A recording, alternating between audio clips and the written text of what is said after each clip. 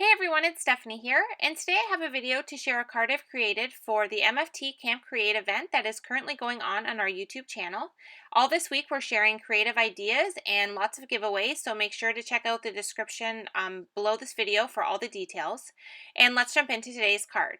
So for today we're going to be doing some partial die cutting. So to do that, what I first did is I took a 4¼ by 5½ inch white cardstock panel and I used my ruler to draw a diagonal line down the panel. And this is just going to kind of give us a starting point to where we want to make sure we stop our die cutting, because we're only going to die cut half of these dies that we're adding to this cardstock panel. So having that line in place just kind of helps keep everything straight. And what I'm going to do is I'm going to run this through my die cutting machine, but I'm only going to die cut half of the flower. This is the Funky Flowers stamp set and coordinating dies that we're going to be using. And you can do this two ways. You can either use both of your normal size cutting pads and position them how I showed you there in the first one, with the larger cutting pad kind of offset. Or you can use a smaller cutting pad, which is what I have right here. And I just picked this up at my local craft store, I think at my Michael's store. And it's just the exact same thing as the larger ones, except it's a lot smaller. And I just find that this is a lot easier to kind of maneuver and manipulate through my die cutting machine to do the partial die cutting and make sure everything stays lined up. So you just want to make sure when you run it through your die cut machine that you only cut anything that's above the line. So you can see I'm kind of positioning this little cutting pad directly above that line, but not below it. And when I run this through, it's only going to cut any of the die pieces that are above that line, because that's the only area that we're adding the pressure of the die cutting machine. So you can see here when I remove the dies, I have both of the top areas die cut, but I have nothing die cut below. And then to finish off the partial die cutting, we're just going to take that same ruler and line it up along that pencil line that we drew before we started to cut our partial die cutting images. And we're just going to run the X-Acto knife along the first edge of this cardstock panel, the little piece in the middle between the leaves and the flower, and then the piece at the end. And what that's going to do is allow us to kind of pull that away, and we're left with just the leaf and the flower image from the partial die cutting. So I'm just using an eraser here and erasing any of that pencil mark that's left over.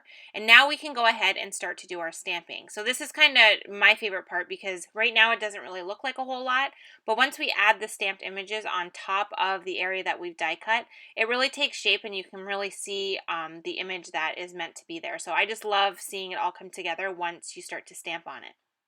So I'm just using my Mini MISTI, and I'm using this because I want to double stamp. I knew I would want a double stamp. I wanted a really nice solid image because I am going to be coloring these with bright colors with Copic markers, so I really wanted the black outline of the flowers and the leaves to stand out.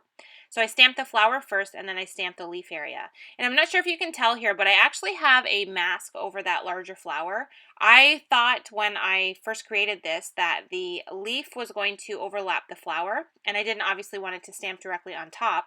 So I had cut and adhered a mask onto the flower prior to realizing that my leaf image didn't actually touch the flower at all. So I just kind of set that aside. I'll save that, and then if I ever need it, I already have a mask created since I did it and didn't realize I didn't need it. So if it looks funny to you right now, that's just because there is a mask over top of it.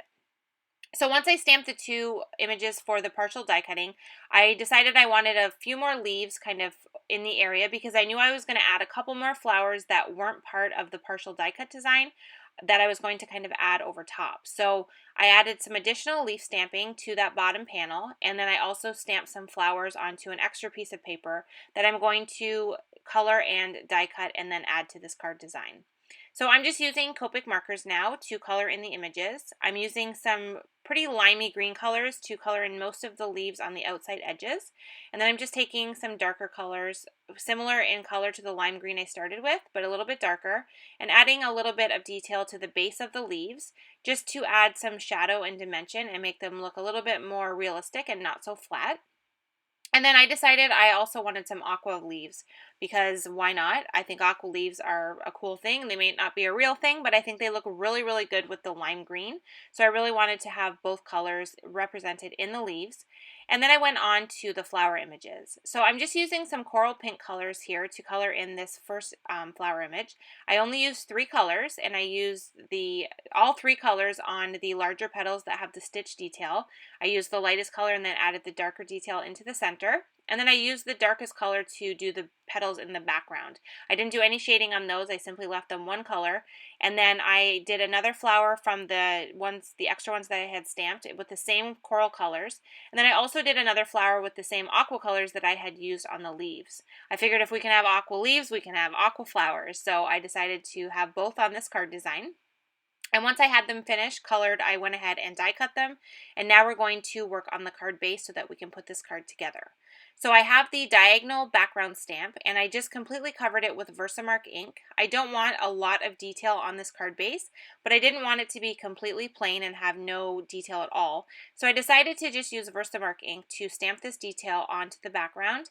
And I'm not going to heat emboss it or add anything to it. I'm just going to let this Versamark ink dry and use it as a watermark ink, which is one way you can use Versamark. It doesn't always have to be embossed. You can just simply you can simply stamp with it and let it dry, and you will just have a very faint watermark type image on your card base. So now that that's dry, I went ahead and added foam adhesive to the back of this panel. And that's kind of one of the fun things about partial die cutting is if you add adhesive to the background, like foam adhesive, so it has some dimension, the partial die cutting really stands out because you have this great one solid image that is fully like extended above just the normal line. You have this great leaf and flower outline, but it's raised off of the card. So you really get to appreciate the partial die cutting that you've done with that image. And then I just went ahead and added the two extra flowers. The pink one is adhered directly to the card. The aqua one uses foam adhesive, and I also stamped the sentiment underneath from the Grateful stamp set. And then I added some clear sequins for a little bit more detail and dimension and filled the centers of those sequins with silver stickles. I also added a little bit of extra detail to the flowers with a white gel pen, just adding a little bit of dot detail to the center areas of the flowers and also to some of the leaves. And that's going to complete the card for today. So that also brings us to today's creative challenge. So for today, we want you to create a card that features die cutting. It doesn't have to be partial die cutting. It just needs to have something on it that has been die cut. And make sure to share it in the in links on the blog post that coordinates with today's video. That's all in the description box down below. And you can also win a $15 gift certificate to MFT Stamps by just simply subscribing to our YouTube channel and leaving a comment under today's video. So thank you so much for watching. We hope you enjoyed this video and this week of fun at Camp Create, and we will see you next time.